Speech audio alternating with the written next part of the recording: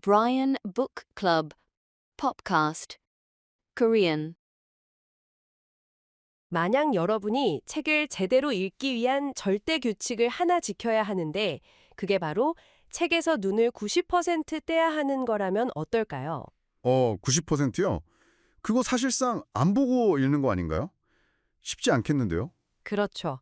심지어 글자를 눈으로 보는 그 짧은 찰나의 순간에 단 한마디라도 입 밖으로 소리를 내면 실패하는 독서법 말입니다. 청취자 여러분은 이런 이상한 방식으로 고전을 읽어본 적이 있으십니까? 아마 대부분 없으실 겁니다. 우리는 보통 텍스트를 그냥 눈으로 쫓아가는데 급급하잖아요. 고전이라는 그 거대한 권위 앞에서 그저 얌전한 관찰자로 남는 것, 그게 우리에게 가장 익숙한 독서의 형태니까요. 맞아요.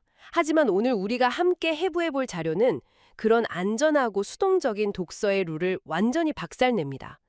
책상 물림의 독서를 무대 위에 치열한 행위 예술로 승화시키는 브라이언 북 클럽의 인문고전 퍼포먼스, 바로 북텔링 현장 속으로 들어가 보려고 하는데요. 네, 오늘 자료 굉장히 흥미롭더라고요. 그쵸. 특히 오늘 자료에서는 대학교 2학년인 프레디가 북텔러를 맡아서 허먼 멜빌의 거대한 고전, 모비딕을 해체합니다. 그리고 이 과정을 듣는 리스너이자 전제 흐름을 조율하는 주제자로 브라이언이 등장하죠. 사실 이 두 사람의 교감은 단순히 책의 줄거리를 요약하는 수준이 아닙니다. 이 북텔링은 크게 두 개의 거대한 건축적 구조, 그러니까 프리뷰와 메인 북텔링이라는 뼈대 위에서 텍스트를 완전히 씹어삼키고 자신의 삶과 연결하는 과정을 보여주거든요. 아, 뼈대가 확실하군요. 그럼 이 독특한 지적 퍼포먼스의 첫 번째 구조, 무대를 세우는 프리뷰 과정부터 파헤쳐 볼까요? 좋습니다. 프리뷰는 총 4개의 조각으로 이루어져 있죠? 네, 그 첫 번째가 육하 원칙 브리핑인데 여기서 프레디가 아주 인상적인 첫 수를 듭니다. 자신이 분석할 텍스트의 브리핑을 OW1H에 맞춰서 진행하는데 그가 내세운 핵심 문장이 무려 포경업에 진정한 품위가 없다고 이거였어요. 근데 잠깐만요. 우리가 보통 육하 원칙 브리핑이라고 하면 언제, 어디서, 누가 무엇을 했는지 이런 건조한 사실관계부터 쫙 깔아야 하는 거 아닌가요? 보통은 그렇게 하죠. 그러니까요. 왜 다짜고짜 이런 도발적인 질문을 핵심 문장으로 던지는 겁니까? 바로 그 지점이 브라이언이 주제자로서 포착해낸 흥미로운 커뮤니케이션의 차이입니다. 한국식 서사 구조는 보통 호흡이 좀 길잖아요. 시대적 배경, 장소, 등장인물 이런 걸 하나하나 나열하면서 서서히 결론을 향해 올라가는 미괄식 구조에 익숙하죠. 맞아요. 기승전결 쫙 밟아가면서요. 네. 하지만 이 북텔링 퍼포먼스에서 프레디는 서양권 커뮤니케이션의 핵심인 두괄식을 철저히 훈련하고 있습니다. 청자의 뇌리에 가장 강력한 의도, 즉 포경업이라는 거칠고 피비린내 나는 노동에도 숭고한 품위가 있다는 그 결론을 먼저 꽂아버리는 겁니다. 아하, 듣는 사람 머릿속에 닻을 쾅 하고 먼저 강하게 내려놓고 시작하는 거군요. 정확합니다. 복잡한 시공간적 배경을 나열하기 전에 핵심을 들이밀면 이후에 등장하는 모든 정보와 맥락은 자연스럽게 그 하나의 강력한 방향으로 정렬되거든요.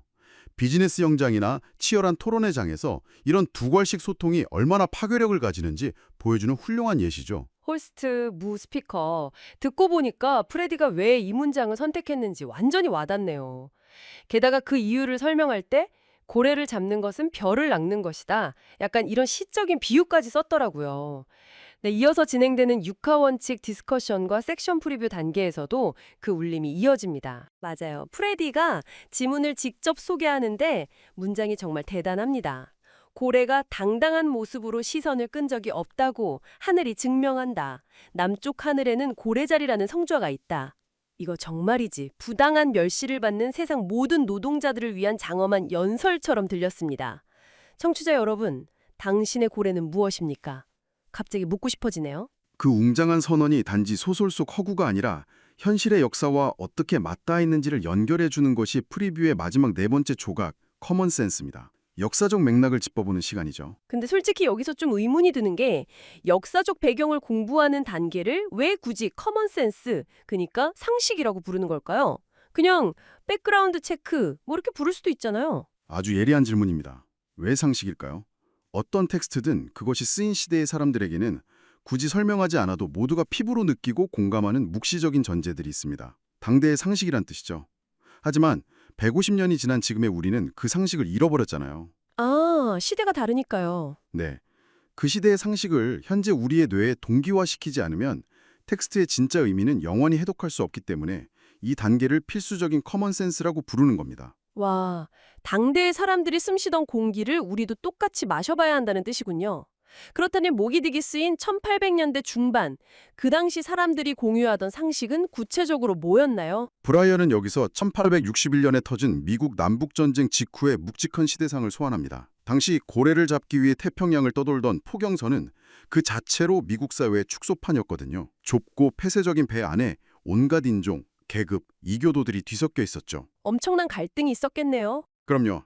거친 바다에서 생존하기 위해 기형적으로 협력해야 했지만 그 비좁은 공간 안에서 엄청난 갈등과 분열의 압력을 겪었습니다.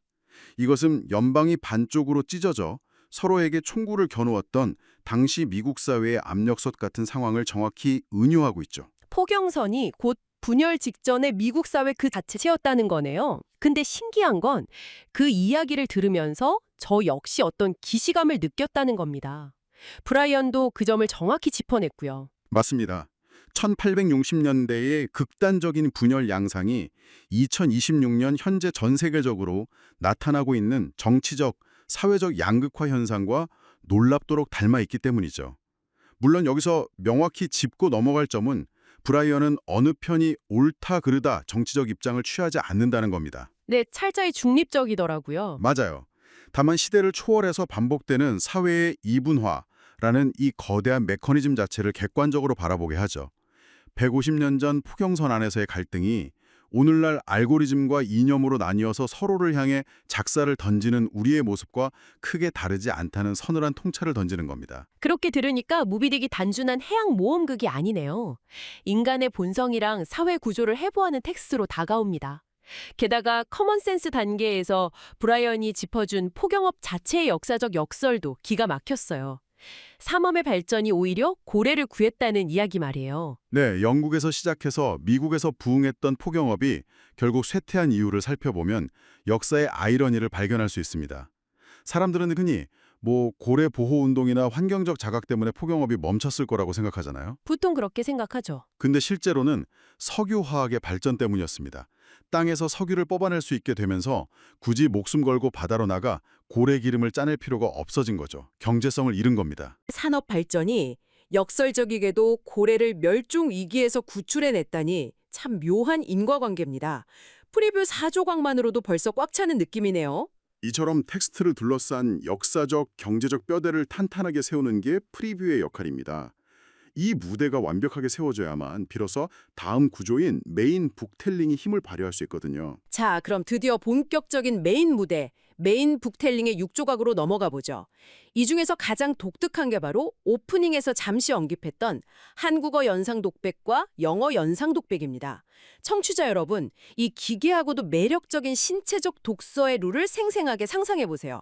먼저 책을 손에 편하게 쥐면 안 됩니다.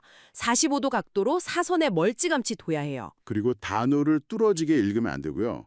약간 곁눈질하듯이 엿보며 스캔만 해야 합니다. 맞아요. 시선 배분 비율이 핵심이잖아요.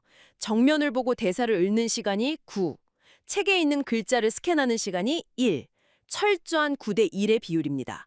고개도 막 휙휙 돌리면 안 되고 책이랑 대화하듯이 아주 천천히 자연스럽게 움직여야 하고요. 네, 그리고 가장 중요한 규칙이 남아있죠. 아, 대망의 규칙. 글씨를 보는 그 1의 순간에는 절대 입 밖으로 소리를 내면 안 된다는 겁니다. 소리를 내는 건 시선을 책에서 떼고 다른 방향으로 돌렸을 때나 아예 눈을 감은 그 순간뿐이어야 한다는 거. 마치 연극 배우가 독백하듯이요. 정확합니다. 한국어로 한 번, 그리고 지문을 영어로 바꿔서 영어로 한 번. 이 연상 독백을 차분히 내뱉는 거죠. 저는 이 과정을 보면서 이런 생각이 들더라고요. 텍스트를 눈이라는 카메라로 찰칵 찍어서 머릿속 암실에서 인화한 다음에 입이라는 영상기로 쫙 상영하는 것 같다고요. 근데 전문가님, 도대체 왜 이렇게까지 복잡하고 피곤한 제약을 가하는 겁니까? 그냥 쓱 읽으면 정보 습득도 훨씬 빠를 텐데요. 그게 바로 정부의 습득과 철학의 체화가 완전히 다른 차원의 문제이기 때문입니다. 현대인들은 텍스트를 그냥 소비하고 흘려보내는 데 익숙하잖아요. 하지만 이 연상 독백의 규칙들은 텍스트가 뇌를 그냥 스쳐 지나가지 못하게 강제적인 인지적 마찰력을 발생시킵니다. 아, 인지적 마찰력이요? 네, 글자를 소리내어 읽지 못하게 함으로써 활자는 일단 화자의 내면으로 깊숙이 침투해야만 하죠. 거기서 화자의 호흡, 감정, 철학과 뒤섞이는 화학작용을 거친 후에야 비로소 육성을 타고 바깥으로 발화되는 겁니다. 와, 내 몸을 텍스트가 통과하는 필터로 만들어버리는 거군요. 실제로 프레디가 영어 연상 독백을 하는 장면은 정말 압도적이었습니다. 러시아 황제 앞에서는 모자를 깊이 눌러 쓰더라도 고래를 잡은 자 앞에서는 모자를 벗어야 한다. 평생 고래 350마리를 잡은 사람은 350개의 성을 함락시킨 고대 위대한 장군보다 훌륭하다. 이 웅장한 문장을 뱉어낼 때 그건 그냥 죽은 작가의 글이 아니라 20대 청년 프레디의 피 끄는 신념 같았어요. 바로 그것이 연상독백의 마법입니다. 언어가 신체적 통제와 호흡을 거쳐 내면화될 때 지식은 살아 숨쉬게 되거든요. 이렇게 텍스트를 뼛속까지 각인시킨 후에 메인 북텔링은 육하 원칙에 의한 영어 스토리텔링을 거쳐서 영어 질문과 대답이라는 다음 조각으로 진입합니다. 내부로 향했던 독백이 타인과의 대화로 확장되는 거죠. 저는 이 영어 Q&A 상황극이 진짜 흥미로웠어요. 프레디는 현장에서 몸쓰는 평사원 노동자가 되고 사회 경험 많은 주제자 브라이언은 쾌적한 알르그자에 앉아있는 은행장 역할을 맡잖아요. 그러고선 서로 묻죠. 우리 둘 중 누가 더 존중받아야 하는가? 청취자 여러분이라면 어떻게 대답하시겠습니까? 자본주의 계급 구조의 정곡을 찌르는 도발적인 질문이죠. 브라이언의 공격이 아주 날카롭습니다. 나는 너보다 월급도 적고 젊음을 희생하며 험한 사람들을 상대하는데 은행장인 너는 쾌적한 환경에서 호의적인 사람만 만나지 않냐? 육체적, 정신적 노동을 견디는 내가 더 존중받아야 하는 거 아니냐? 이런 논리였죠. 맞아요. 전문가님이라면 이 질문 어떻게 방어하시겠어요? 대답하기 꽤 까다롭죠. 1860년대 포경선 선원들은 당대 최고의 극한 직업이었고 반대로 육지에서 그들의 목숨값을 담보로 자본을 굴리던 이들은 거대한 부를 누렸으니까요. 근데 흥미로운 건 프레디가 이 불평등을 알면서도 무조건 노동자가 우월하다고 주장하지 않았다는 점입니다. 네, 현장 노동자든 은행장이든 인간 대 인간으로서 각자의 자리에서 합법적인 일을 한다면 모두가 상호 존중받아야 한다. 이렇게 답했죠. 어린 학생인데 답변이 진짜 단단하더라고요. 이것이 바로 텍스트가 체화된 결과입니다. 고래 350마리를 잡은 자가 황제보다 위대하다는 건 단순히 육체 노동이 우월하다는 게 아니거든요. 세상이 천대하는 노동 속에도 황제와 대등한 숭고함이 있다는 인간 가치의 본질적 평등성을 깨달은 겁니다. 와, 텍스트의 철학을 현실 상황극에 그대로 적용했네요. 자, 이 기세를 몰아서 북텔링의 가장 날카로운 무기, 존귀한 질문 조각으로 넘어가 보겠습니다. 저는 처음에 리버럴 퀘스턴이라는 영어 이름을 존귀한 질문이라고 번역하기를 좀 놀랐어요. 특별한 이유가 있나요? 굉장히 중요한 포인트입니다. 여기서 리버럴은 내 맘대로 한다는 가벼운 자유가 아니에요. 고대 로마부터 이어져 온 리버럴 아츠, 즉 자유인문학의 어원과 맞닿아 있죠. 노예가 아닌 자유인으로서 마땅히 갖춰야 할 사유의 태도를 뜻합니다. 아하, 고전의 권위에 수동적으로 고개 끄덕이는 건 노예적인 독서라는 거군요. 바로 그겁니다. 텍스트와 대등한 위치에서 주체적으로 묻고 비판하는 태도야말로 자유인의 독서죠. 그래서 이 질문을 던지는 행위를 존귀하려고 표현하는 겁니다. 근데 규칙이 너무 가혹해요. 북텔러가 섹션 안에서 딱 3단어만 써서 질문을 만들어 와야 하잖아요. 이번에 프레디가 준비한 질문은 이거였죠. 모자를 눌렀으나요? 네, Do you wear the hat? 권력과 권위에 대한 인간의 태도를 묻는 완벽한 3단어입니다. 이 질문 하나를 두고 두 세대가 보여준 통찰의 교차는 정말 백미였죠. 맞아요. 산전수전 다 겪은 브라이언의 대답은 뜨겁고 현실적이었습니다.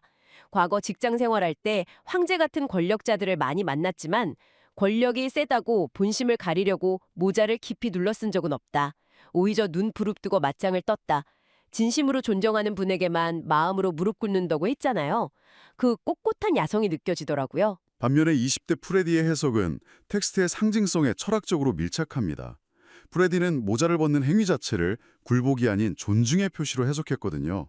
그래서 황제 앞에서도 모자를 벗겠다고 대답하죠. 잠깐, 권력자한테 굽히겠다는 뜻은 아니었죠? 전혀 아닙니다. 프레디의 논리는 이거예요. 내가 동등한 인격체로 존중받으려면 지위 고하를 막론하고 나부터 상대를 존중해야 한다. 즉, 황제라서 벗는 게 아니라 상호 존중이라는 원칙을 나 스스로 실천하겠다는 주체적 선언인 겁니다. 아, 브라이언의 불의한 권력에 대한 저항, 그리고 프레디의 주체적인 상호 존중. 전혀 다른 각도지만 결국 인간의 존엄성을 지키겠다는 본질은 맞닿아 있네요. 이렇게 치열한 토론을 거친 후 북텔링은 메인 북텔링의 마지막 조각들을 향해 갑니다. 최고의 영어 단어 시간인데요. 프레디는 여기서 attest, 즉 증명하다, 입증하다라는 단어로 꼽았어요. 네, 우리 직업의 품위는 저 하늘이 증명한다. 다른 누구의 시선도 아닌 저 광활한 하늘이 나의 고된 노동을 증명해준다는 이 문장은 일상의 진흙탕을 우주의 차원으로 확 끌어올려버리죠. 참 웅장한 단어입니다. 그리고 대망의 마지막, 리뷰 단계에서 참여자들이 소회를 나누는데 프레디가 아주 솔직한 고백을 합니다. 머릿속엔 하고 싶은 말이 많은데 막상 영어로 끄집어내려니까 너무 안 나와서 고생했다고요. 하지만 그 과정이 실력에 큰 자극이 됐다고 하죠. 여기서 주제자 브라이언의 조언이 정말 핵심입니다. 브라이언은 프레디 머릿속의 충돌을 정확히 진단해요. 20년 넘게 세상을 경험하며 고성능으로 진화한 한국어 자아의 복잡한 생각들을 이제 막 걸음맞댄 어린 자아인 영어 실력으로 직역하려고 하니까 뇌에 과부하가 걸리고 입이 얼어붙는다는 겁니다. 아, 고성능 한국어 렌즈로 영어 세상을 투시하려니까 초점이 빗나가는 거군요. 그래서 해결책이 뭐였죠? 한국어 생각을 아예 지워버리고 네가 처한 상황 그 자체에 몰입하라는 거였죠. 아까 은행장 상황극을 예로 들면 나는 월급 적은 노동자고 너는 은행장이다. 이 복잡한 한국어를 번역하느라 끙끙대지 말고 네, 억울하고 땀에 찌든 감정에 푹 빠지라는 거군요. 맞습니다. 그러면 어려운 단어 없이도 나를 봐. 난 땀 흘리고 있고 넌 아니잖아. 이런 직관적이고 쉬운 영어가 프리뷰에서 훈련한 두갈식으로 바로 튀어나올 수 있다는 거죠. 와, 번역하지 말고 상황에 몰입해라. 필터를 거치지 말고 나의 날 것 그대로의 본질을 상대에게 던져라. 이거야말로 진정한 커뮤니케이션이네요. 자, 오늘 우리는 이 북텔링 퍼포먼스를 통해 텍스트가 어떻게 해체되고 체화되며 내 삶의 무기로 벼려지는지 목격했습니다. 지식은 활자로 멈춰 있을 때가 아니라 신체적 마찰을 통과해 내 삶에 적용될 때 진짜 가치를 발휘한다는 걸 확인한 시간이었죠. 맞습니다. 머릿속 모국어를 낯선 언어로 치환하고 과거 상식을 현재로 끌어오기 위해 뇌에 엄청난 부하를 거는 그 투쟁의 아름다운 말이죠. 이 인지적 투쟁이야말로 인간이 성장하는 유일한 방법이니까요. 그래서 마지막으로 청취자 여러분께 이 질문을 던지고 싶습니다. 지금 우리는 AI가 1초 만에 다 번역해주고 두꺼운 고전도 세 줄로 요약해주는 매끄러운 시대에 살고 있죠. 기술이 마찰력을 다 없애주고 있습니다. 하지만 어쩌면 우리는 지식이 내 영혼에 각인되기 위해 반드시 거쳐야 할 그 고통스러운 인화 과정마저 아웃소싱해버리고 있는 건 아닐까요? 스스로 질문을 만들기 위해 땀 흘리지 않는다면 우리 입에서 나오는 그 세련된 말들이 과연 진짜 나의 언어일까요? 오늘 밤 여러분의 치열한 노동과 사유를 증명해주는 여러분만의 고래자리는 밤하늘 어디에 떠 있는지 한번 올려다보시기 바랍니다. 오늘 딥다이브는 여기까지입니다. 감사합니다. Brian Book Club Podcast English. So, usually when we talk about reading a book, there's this expectation of like passive consumption. Right, yeah, like you're just sitting there. Exactly. Yeah. Like being a passenger on a train. You just sit back in your cozy armchair, you let the author lay down the tracks, and you just watch the scenery roll by. Yeah, it's very comfortable. It is. And Mhm. the process is quiet, it's internal, and we carry this illusion that simply because our eyes are moving across a page from left to right, deep learning is just inherently happening. Well, yeah, I mean, we treat literature as something that happens to us rather than something we actively construct. Right. And honestly, the brain loves that passive state because it requires, very little caloric energy to just let information wash over the visual cortex without fully synthesizing it. It's the path of least resistance. Yeah. But if you step into the world of this intellectual framework we're looking at today called booktelling, that passenger train is completely gone. Absolutely gone. You aren't just riding along anymore. You are down in the boiler room, shoveling the coal, mapping the route, and like manually steering the engine. That's a great way to put it. Thanks.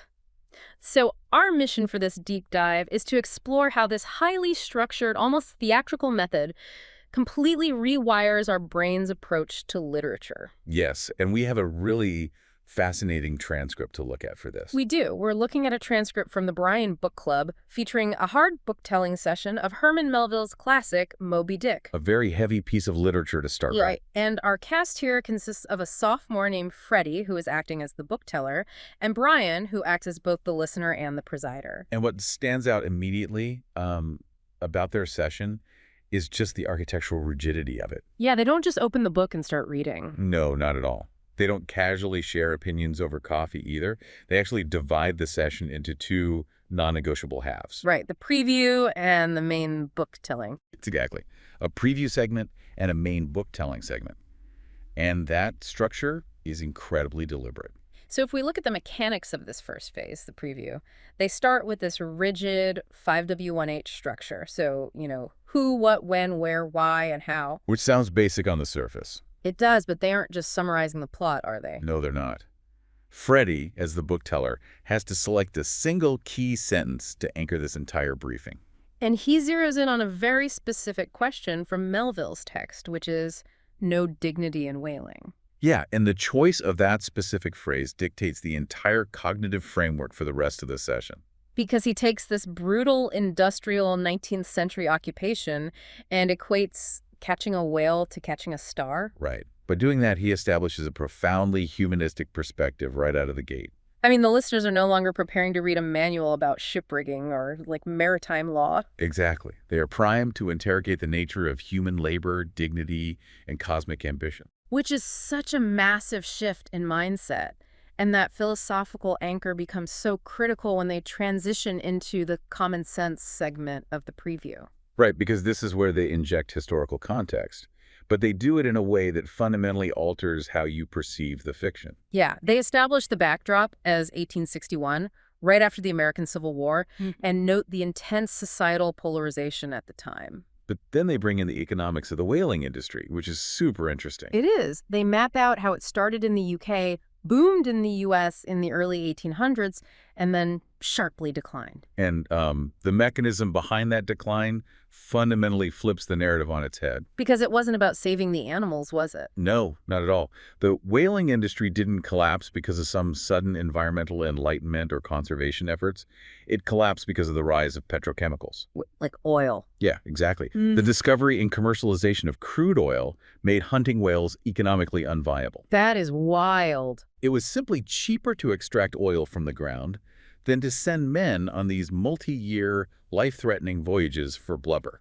Which introduces this massive cognitive dissonance for the modern reader. Because the fossil fuel industry, the very thing we associate with modern environmental degradation today, is ultimately what saved the whales from being hunted to total extinction. It's a huge historical irony. It really is. Yeah. And by forcing the reader to contextualize the fictional narrative of Moby Dick with that harsh, pragmatic, economic reality of the 1800s oil boom, the brain stops viewing the novel as just a closed fictional loop. Right. It forces you to map Melville's philosophical musings onto real, messy human history. And that maps directly into how Brian, the presider, evaluates Freddie's 5W1H discussion. Yes. Brian observes that Freddie doesn't, slowly build up to this overarching theme of human dignity and historical irony. He puts it right out there. Freddie puts his key sentence right at the very top of the briefing. Yeah, Brian identifies this as a top-down communication strategy, and he points out how highly effective that is in global business environments. I can completely see why that works neurologically. I mean, when you build up to a point chronologically, you are asking your audience to hold a dozen abstract puzzle pieces in their working memory without knowing what the final picture even looks like. Which is exhausting. Exactly. It causes cognitive fatigue. But by giving the conclusion first, that top-down approach, you provide the destination immediately. Yeah, and then every piece of historical or literary evidence you provide after that just reinforces a framework the listener already understands. It projects a level of clarity that instantly anchors a room. It relieves the audience's cognitive load entirely. Mm-hmm. They don't have to spend energy guessing your motives or trying to figure out your endpoint. Right. They can spend all their energy analyzing the quality of your evidence instead. That makes so much sense. But building that analytical scaffolding in the preview is really only half the battle here. Oh, for sure. We still have the main event. Right. Which brings us to the actual physical interaction with the text in the main book-telling segment. They call this the imaginary soliloquy. And this completely shatters the normal mechanics of reading aloud. It really does. The physical rules Freddie has to follow are intense. I mean, he isn't even allowed to hold the book casually. No, it has to be placed diagonally on a desk at exactly a 45-degree angle. Which seems so strangely specific. But that physical posture signals to the brain that this is a performance, not a passive absorption. Exactly. But the real friction comes from what they call the 9.1 gaze ratio. Oh, this part blew my mind. Right. The rules dictate that the book teller must spend 90% of their time looking straight forward, like projecting out into the space or looking directly at the listener. And only 10% of their time glancing down at the text. Yeah.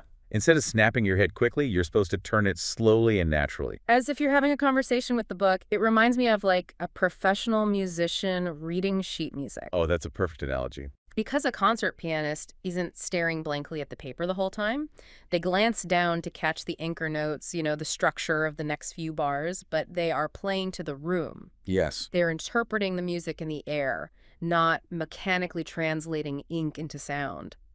But the book-telling method pushes that friction even further with an absolute mandate, the golden rule of silence. Right. You must not make any sound whatsoever while your eyes are on the text. You can only speak when looking away or with your eyes closed. I want to dig into the neuroscience of this constraint, because normally when we read aloud, our brain basically operates like a pass-through cable. What do you mean by that? Well, the visual cortex processes the words, sends them straight to the motor cortex to operate the mouth, and the sound just comes out. Oh, I see. Like, we can read an entire page aloud while thinking about what we're going to have for dinner without actually absorbing a single concept. I'm definitely guilty of doing that. We all are. Mm-hmm.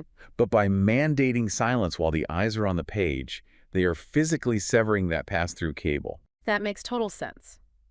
So when you are forbidding from speaking while looking at the words, you cannot rely on mechanical rote recitation. No, you can't. You have to look down, ingest the concept, hold it actively in your working memory, physically turn your head away from the source material, and only then produce the thought. The presider describes it as a calm, reflective utterance. It's like an actor performing a monologue based on free association from the text, rather than a robot just reading a script. And they do this first with a Korean imaginary soliloquy, and then move into the English imaginary soliloquy, which is structured exactly the same way, but obviously uses the English text. Let me actually read the excerpt of Melville's text that Freddie has to perform under these intense constraints, just to give a sense of the cognitive load required to buffer this in working memory. Yeah, read it. It's pretty dense. The quote is, "The dignity of our calling the very heavens attest. Cetus is a constellation in the south. I know a man that in his lifetime has taken 350 whales. I account that man more venerable than that great captain of antiquity who boasted of taking as many walled towns." Wow. Right. To ingest that complex 19th century syntax, look away, and then deliver it naturally as a conversation with book, I mean, that is a massive neurological workout. It really is. It forces the reader to synthesize the meaning before articulation. Exactly. You literally cannot perform that sentence about comparing a whaler to a conqueror of walled towns unless you fundamentally understand the humanistic weight of the comparison. You just stumble over the words. Exactly. And once that text is internalized and spoken, we move into how they extract meaning from it. Right, which leads into the English storytelling based on the 5W1H structure, and then the English question and answer. And that gets us to this fascinating exercise called the liberal question. Yes, and the constraint here is so interesting. The bookteller must formulate a profound philosophical question to pose to the group. But the core of the question can only use 3 words derived directly from the text excerpt. Freddie takes the phrase from Melville, "drive down your hat in presence of the Tsar," and distills it into his 3-word core, which is press down hat. And he uses those 3 words to formulate his liberal question. Do you press down your hat in front of the emperor? Which kicks off an incredible debate between Freddie and Brian. They take a piece of 19th century clothing etiquette and turn it into a masterclass on the humanistic perspective of dignity. Because Brian, acting as the presider, argues against taking off or pressing down the hat. Right, he says he wouldn't bow to mere power or status. Yeah, he says he prefers to look people directly in the eye, arguing that lowering a hat to hide your eyes feels like unwarranted subservience or like masking your true self. But Freddie counters with a completely different interpretation of that same physical act. And what's his take on it? Well, Freddie argues that taking off the hat isn't about subservience at all. To him, it is a gesture of mutual respect. Oh, interesting. Yeah, he offers respect to the emperor not because the emperor's power demands it, but with the expectation of receiving that exact same human-to-human respect in return. But I have to wonder, I mean, if Freddie takes off his hat expecting mutual respect, isn't he setting himself up for failure if the emperor just views the gesture as subservience? That's the risk, isn't it? It feels like a very thin line between genuine humanistic respect and mere societal compliance, especially when the power dynamic is that incredibly skewed. And that vulnerability is exactly what Brian challenges during the English Q&A roleplay. Yeah, Brian plays devil's advocate to test Freddie's theory of mutual respect. He sets up a modern scenario for them to debate. He says, imagine you are a young field worker standing in front of the president of a bank. And Brian takes on the persona of the arrogant banker. Yes, and he demands to know why the young manual laborer should be respected just as much as the CEO. And Brian's defense of the field worker here is just incredible. He points out that the field worker is sacrificing their golden age. Right. They are trading away the absolute physical prime of their youth, their best years, for grueling physical labor. The human cost of that labor is astronomically high compared to just sitting in a climate-controlled boardroom. Brian compounds that by analyzing the emotional labor, too. Yeah. I mean, think about it. A bank CEO generally sits in a controlled environment, taking meetings with agreeable people who are mutually interested in doing business. Usually, yeah. But a field worker, or someone on the front lines of society, has to navigate a chaotic, wildly diverse cast of characters every single day. Ranging from, like, kind grandmothers to completely hostile individuals trying to run scams. Exactly. The complex social navigation and emotional regulation required to do that job effectively is massive. By adopting that banker persona, Brian forces Freddie to articulate the inherent dignity in unglamorous work. It perfectly mirrors the Melville text. It really does.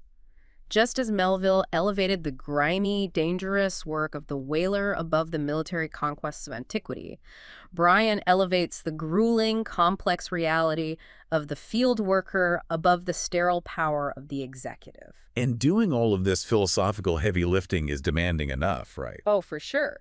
But we have to remember that Freddie is navigating this entire performance of the soliloquy, the Q&A, the ideological role play in English, which is his second language. That has to introduce a massive cognitive bottleneck. Huge. And when they move into the final segments of the book-telling structure, which are the best English vocabulary in the review, we really see the psychological toll this takes. So for his best English vocabulary, Freddie selects the word attest from the phrase, the very heavens attest, and he defines it as showing or proving that something is true. But the real revelation happens in the review segment. Yeah, where everyone shares what they enjoyed. And Brian issues this really intense warning to Freddie about the danger of the Korean ego. This is such a fascinating psychological insight. If we look at the mechanics of language acquisition, Brian is diagnosing a very specific, universal psychological trap for second language learners. Okay, unpack that for me. Well, Freddie is a highly educated sophomore. His native brain, his Korean ego, has spent 2 decades formulating incredibly complex, nuanced, high-performance thoughts.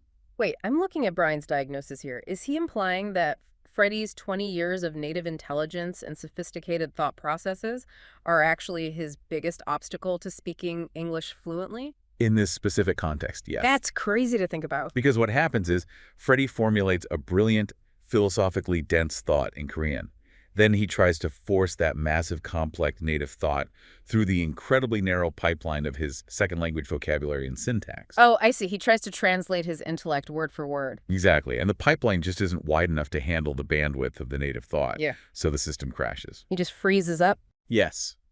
The brain stalls out in real time, trying to find the exact, perfect English equivalent for a high-level Korean philosophical concept. It's like driving a manual transmission car when you're used to an automatic. That's a good way to look at it. If you try to manually shift gears for every single micro movement, like clutch in, find the subject, clutch out, check the verb tense, double-check the syntax, you just stall the car in the middle of the intersection. You do. You can't keep up with the flow of a natural conversation. And Brian's solution to this is radical.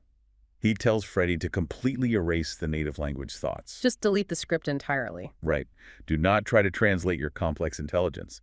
Instead, Brian advises him to visualize the situation emotionally. So put yourself back in the shoes of that underpaid field worker from the role play. Exactly. Focus entirely on the frustration of sacrificing your youth, the exhaustion of the physical labor, the irritation of dealing with hostile customers. And once Freddie holds that raw, unvarnished emotion in his mind, Brian tells him to let the simple, appropriate English words flow naturally from that feeling, rather than trying to perfectly translate a pre-written intellectual thesis.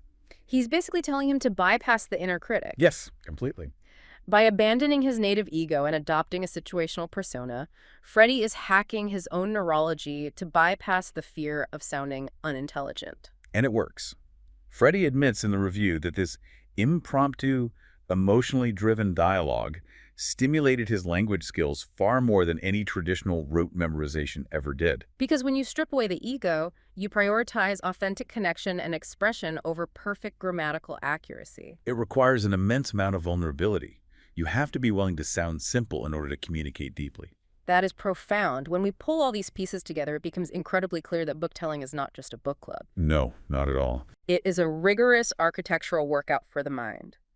It takes the structured framing of the 5W1H top-down briefing, and it combines it with the intense physical and neurological discipline of the 9.1 imaginary soliloquy and its golden rule of silence. And then it tops it off with the profound humanistic empathy required by the liberal question. It demands that the reader dismantle the text, run it through their own historical and emotional context, and reassemble it as a live performance. It fundamentally changes the relationship between the consumer and the information. It really does. And you can apply these constraints to your own life without even needing to read 19th century whaling literature. Highly recommend giving it a try. Yeah, the next time you have to give a presentation, experiment with that 9.1 gaze rule. Force yourself to look at your audience 90% of the time and only glance at your notes in absolute silence. Break the pass-through cable in your brain. See how much more authority you project when you actually synthesize your words before speaking. Or, implement the 5W1H top-down method. When you lead a team meeting, don't just build up to your main point. State your core thesis in the very first sentence. Relieve the cognitive load of your audience and watch how it anchors everyone's chaotic thoughts.